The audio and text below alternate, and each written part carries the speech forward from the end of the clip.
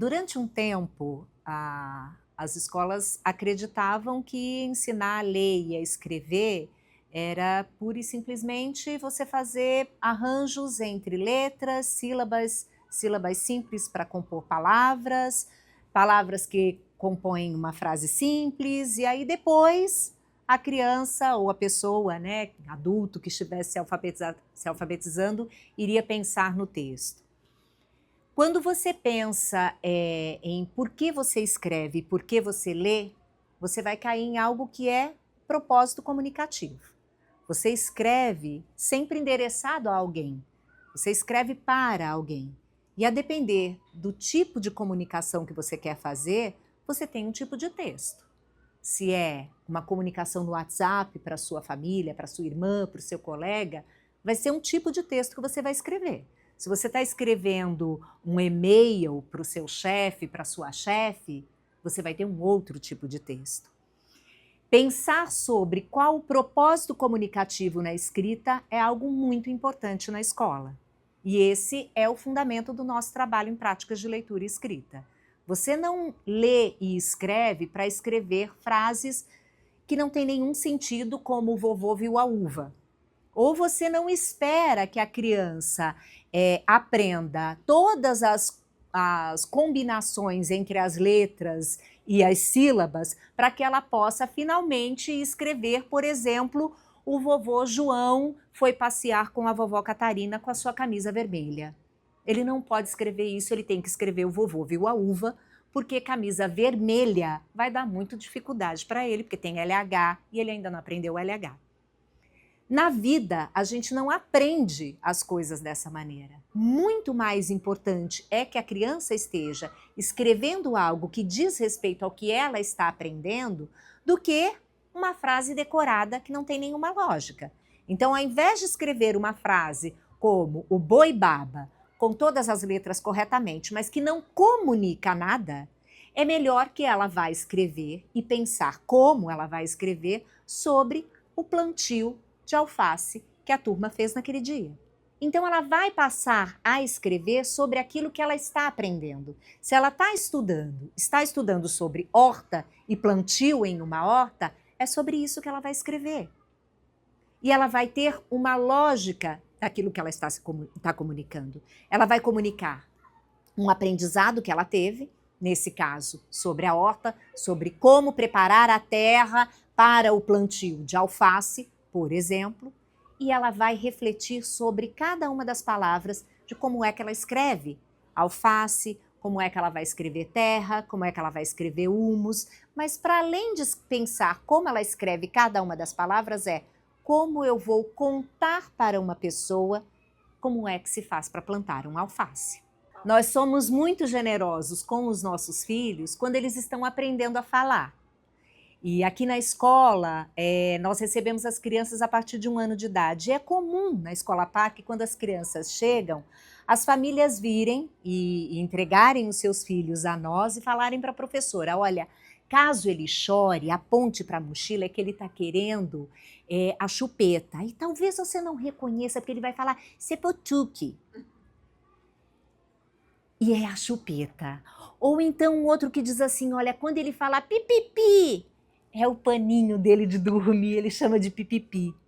Então a gente tem uma generosidade tão grande de tentar interpretar tudo que a criança fala quando ela é pequena e às vezes vai até perpetuando algumas falas porque são bonitinhas. Eu me lembro da minha sobrinha que ao invés de falar pernilongo, ela falava piglongo e a gente queria que até hoje, com 45 anos, ela falasse piglongo, mas ela já não fala mais. O que acontece é, quando a Nayara foi aprender a ler e escrever, a família não teve o mesmo cuidado que teve com ela e a mesma generosidade de entender o piglongo para quando ela estava escrevendo, por exemplo, Nayara, faltando alguma letra. Essa generosidade, então, que a família toda tem, né, com a Nayara, quando estava ali falando piglongo, quando ela passou a ler e a escrever, essa generosidade já não existia mais, porque então ela precisava escrever corretamente. Se faltasse alguma letra na hora de escrever Nayara, ela seria cobrada. Se ela escrevesse ilha com Y, porque Nayara tem I, Não, desculpa, Nayara tem Y e não I, e na hora de escrever ilha, ou igreja, ou hipopótamo, que é com H na nossa língua, a Nayara escrevesse com Y, usando o nome dela como referência, nós não teríamos a mesma generosidade que tivemos quando ela falava piglongo. E as comparações, elas vão acontecendo o tempo todo. As famílias chegam na escola e veem quem é que está escrevendo de um jeito, escrevendo de outro, desenhando de um jeito, desenhando de outro, como se em algum momento as crianças fossem ficar todas elas pensando da mesma forma, fazendo cambalhota do mesmo jeito, ninguém fazendo diferente, mais ou menos, desenhando da mesma maneira e escrevendo da mesma maneira. E aí, a mãe do Antônio Guilherme vai dizer para ele: Antônio Guilherme, você ainda não aprendeu a escrever o seu filho, o seu nome, meu filho. Mas o Otto já escreve o nome inteiro. E você, Antônio Guilherme, ainda não. Olhar para os processos de cada um é muito importante, e acho que algo que é muito importante na escola, no que diz respeito a esse acolhimento às famílias, é também garantir que a família conheça os processos do seu filho. Conhecer os processos do seu filho para que a família possa se maravilhar com eles é muito importante, para que essa generosidade que aconteceu ali quando a criança estava aprendendo a falar, também venha da família quando ela estiver aprendendo a escrever. A letra cursiva, ela é apenas um traçado de uma letra, né? Ela não gera nenhuma aprendizagem, né? Assim como a letra de imprensa, a letra bastão, a letra cursiva, ela é uma maneira de traçar. Então, quando a gente fala do processo de alfabetização, a gente tem que pensar no que eu quero escrever e não no como. Né? Então, eu preciso pensar ali que eu quero produzir um texto, que esse texto precisa ter algum sentido, para quem eu quero escrever, para daí eu decidir o que eu vou escrever e como. Então, a letra cursiva é só um recurso a mais na hora que eu vou produzir um texto. Bom, além disso, acho que tem algo importante que é, quando a gente vai ensinar a letra cursiva, isso é uma questão ali social, né? A gente aprende a letra cursiva primeiro lendo, né? Então, desde o primeiro ano, embora as crianças ainda não escrevam em letra cursiva, ela já tem situações de leitura da letra cursiva, porque essa é uma letra que está aí no mundo. E depois, no segundo ano, elas vão aprender a fazer esse traçado quando as questões ali de aprendizagem já estão mais consolidadas. Então, a gente já garantiu uma boa produção do texto e agora eu posso olhar para outras formas.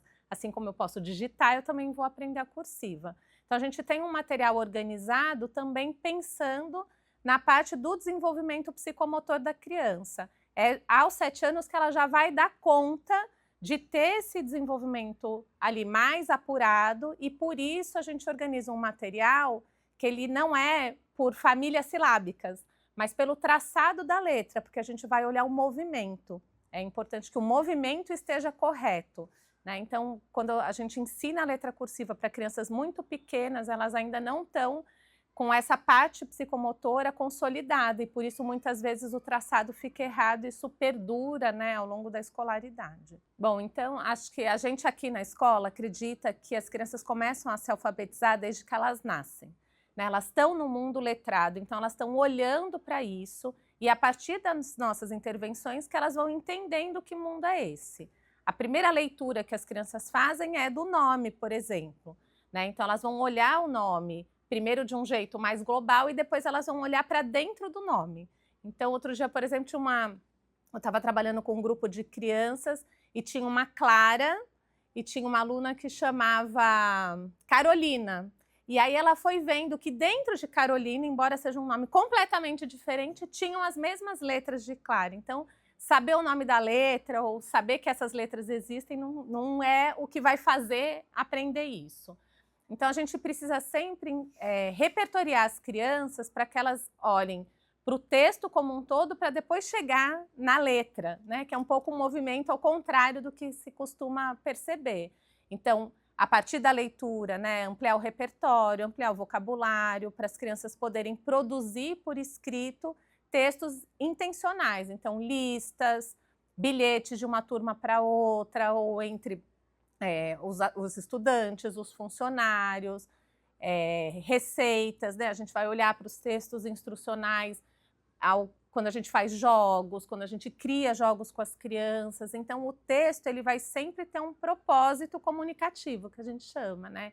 Que é o texto a serviço de alguma coisa. Então, para eu chegar na letra cursiva, para eu produzir um texto por escrito com a letra cursiva, eu preciso, antes disso, ter pensado sobre que texto é esse, por que eu escrevo daquela maneira, para quem que eu vou escrever, como que é a organização desse texto, né? Se ele vai ter parágrafo, se eu vou mudar de linha, se é um diálogo, quais são os sinais de pontuação, para olhar para as questões ortográficas também, né? Então, tudo isso vai acontecer de uma maneira progressiva ao longo da escolaridade, desde a educação infantil até, né, o final ali do Fundamental 1.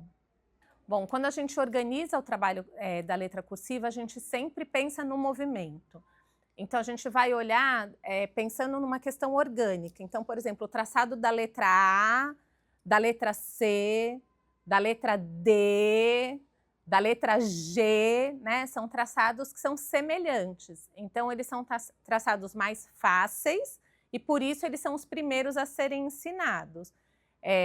Historicamente, ali, por exemplo, se você já vai introduzir na ordem do alfabeto, você logo colocaria o B, que é uma das letras mais difíceis de se ensinar, porque ele tem a haste para cima, ele tem uma cadeirinha ali que a vogal precisa entrar dentro, ou embaixo, ou acima da cadeirinha. Então, você já parte, né, da letra mais difícil na segunda letra que você vai ensinar para a criança. Então, quando a gente pensa no traçado ali, em qual vai ser a ordem das letras, a gente pensa justamente na complexidade de cada uma delas. Quando a gente fala da letra cursiva, a gente está olhando para um movimento de um traçado específico de uma letra. Inclusive, uma das atividades que a gente faz com as crianças é olhar para diferentes tipos de letra, entendendo, né, a caligrafia ali, que é a letra K, o H, enfim, tem várias maneiras da gente fazer esse traçado.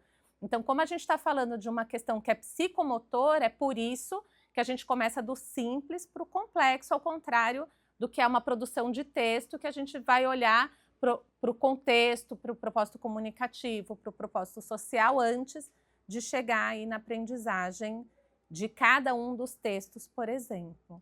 Bom, então, no segundo ano, a gente tem um caderno de treino de letra cursiva, que ele foi elaborado pela equipe da escola, falando desse, né, pensando nesse traçado progressivo, e ele também traz contextos. Então, as crianças não vão escrever quaisquer palavras, elas vão fazer listas de brincadeiras, elas vão transcrever ali parlendas que elas conhecem e passar da letra de imprensa para cursiva, elas vão ler coisas em cursiva para identificar problemas no traçado. Então, mesmo num caderno de letra cursiva, de treino, tem uma intenção pedagógica para que elas reflitam sobre o que elas vão produzir. Quando a gente entende que existe um motivo para eu escrever, isso ajuda a criança a continuar refletindo sobre isso, porque ela vai fazer isso de qualquer maneira, né? Mesmo que a gente não proponha dessa forma, a criança ela vai pensar assim, porque ela está inserida nesse mundo letrado e ela está pensando sobre o que acontece. As crianças elas têm competência para aprender a ler e escrever com 4, 5 anos, mas quando a gente faz isso, a escrita ela tem um início, meio e fim, ela é algo que tem o certo e tem o errado.